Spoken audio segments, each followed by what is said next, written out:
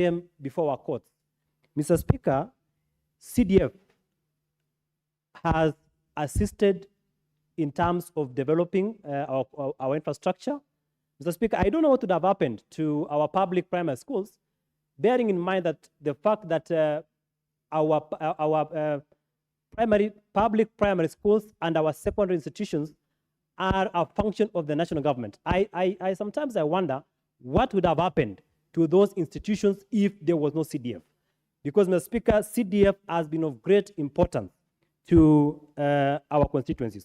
Mr. Speaker, but what I'm worried about is the report we are discussing, Mr. Speaker, before this House, is a report of the Decentralized Funds Accounts Committee in respect to the financial year 2013-14, and then 14-15, and then 15-16.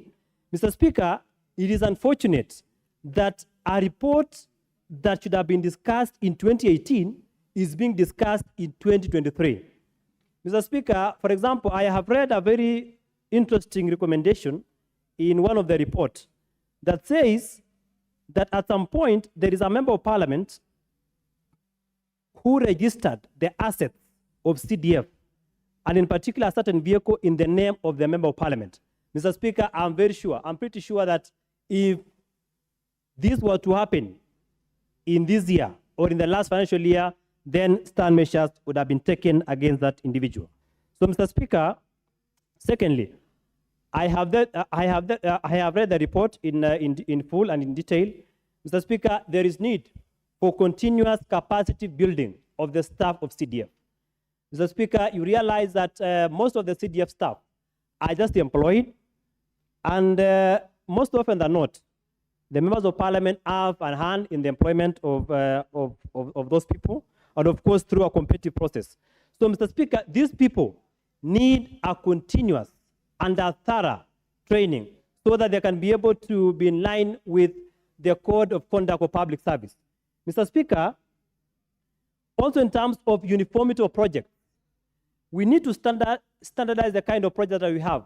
You find that different constituencies have different standardization of projects, so that if we have uniformity of projects in the constituencies, then, Mr. Speaker, there will be value for money in our constituencies.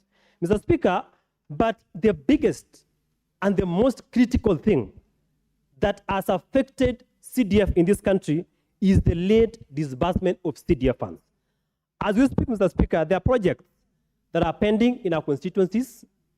Mr. Speaker, those projects are incomplete. Our students, our pupils need to use laboratories, need to use classrooms, need to use the dormitories, but the same have not been ready for occupation because the government has not remitted the amounts of money that they are supposed to remit. So, Mr. Speaker, I think that is the biggest challenge that we face in terms of CDF in this country. Mr. Speaker, this House must take stern action, must take stern measures against our national treasury. Mr. Speaker, there is no reason why other government departments are fully funded, whereas our constituency development funds have not been remitted to the constituency. Mr. Speaker, as we speak, there are no funds for development that have been disbursed in the constituencies. For me, I think this is an insult to this House. It is an insult to our members of parliament, and that is why we must be able to stamp the authority of this House in terms of parliamentary sovereignty. Mr. Speaker, this is not an arm of the executive. This is parliament. This is an arm of the government. Mr. Speaker, we have three arms of government: the executive, the legislature, and the judiciary. This parliament is not an arm of the executive. And that is why we must be able to stamp our authority as a House. And the reason why the funds have not been disbursed is because of the way we have acted as a House. Mr. Speaker, we need to have a firm resolve in this House so that we gain the respect that we deserve as a National Assembly.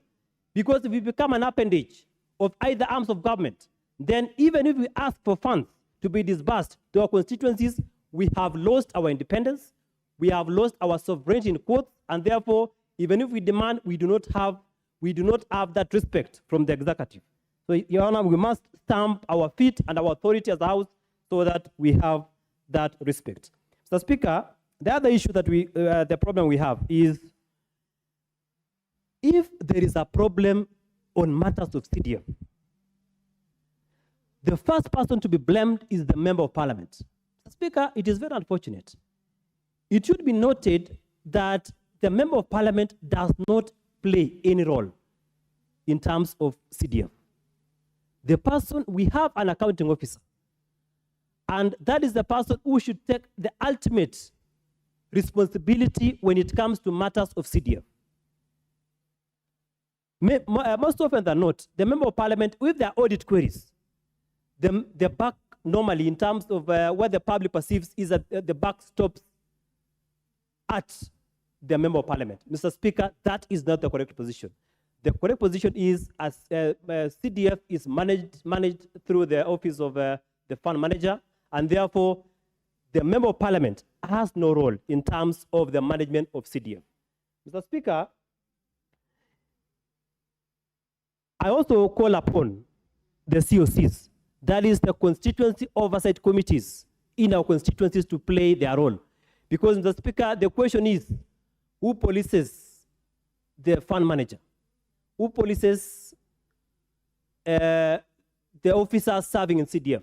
Mr. Speaker, the COC must stamp the authority and be able to oversight the CDF committee so that they can be able to execute their mandate or to discharge their mandate without any fear of intimidation. Mr. Speaker, we also still call for continued increase in the allocation of CDF. Mr. Speaker, you realize that there was a slight improvement in the formula for allocation of CDF.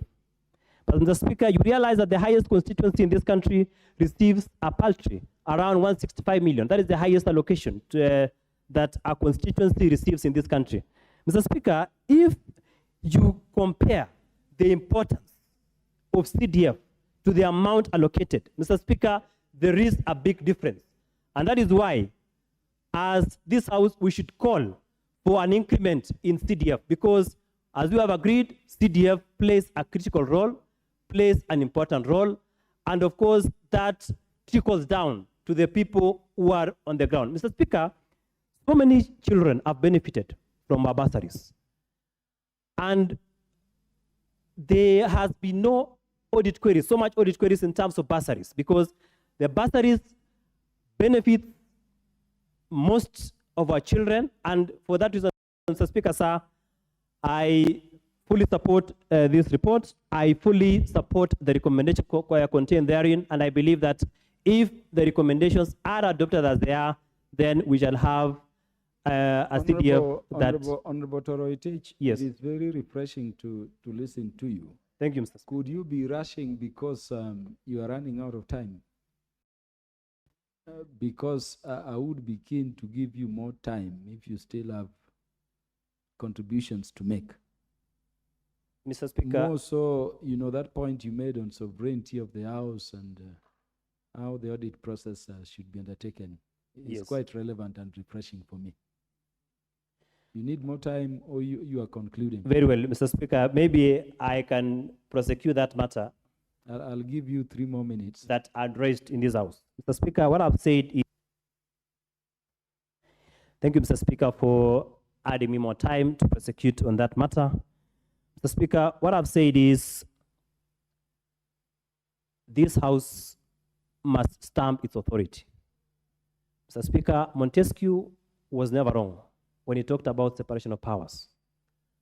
And in this country, and in the entire Commonwealth jurisdiction, there is a reason why we have 3 arms of government. The judiciary... Just a minute, Honorable Toroitich. Honorable Lynette Jepchichir, would you approach the speaker, please?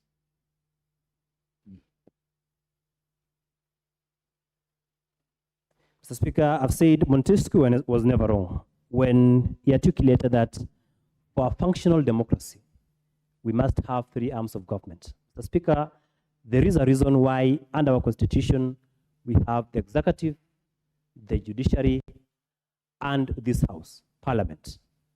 Mr. Speaker, and I've said once, not once, not twice, but severally, that this House is not an appendage of the executive. This House must be able to stand firm. This House must be able to prosecute its business without being directed by the executive. And Mr. Speaker, the reason why I've said that is because one of the critical things that a member of parliament must have in order to prosecute his or her duties at the local level is the CDF. And the reason why CDF has not been released to our people, to their constituencies. Mr. Speaker, it's a shame that 7 months since these members took oath in this office, CDF, development expenditure of CDF has not been released to the constituencies. And we are here as members of parliament, we are mum, we are not saying anything, yet this financial year has lapsed and no amount of CDF has been released to our constituencies. Mr. Speaker, it's a shame. And the reason I've said that is because this House has acted in a manner to suggest that we are an appendage of the executive, and therefore, when we want to question for our funds, we are told, see, you relax, you will get your money. Mr. Speaker, for me as a member of parliament, it's unfortunate, and we must be able to restate the sovereignty of this House. We must be able to restate, and so that this House can have the respect that we deserve. So, Mr. Speaker, for those few remarks, thank you, Mr. Speaker. I beg to support this very important report before this House. Thank you, Honorable Toretich. The Honorable Jared Okello.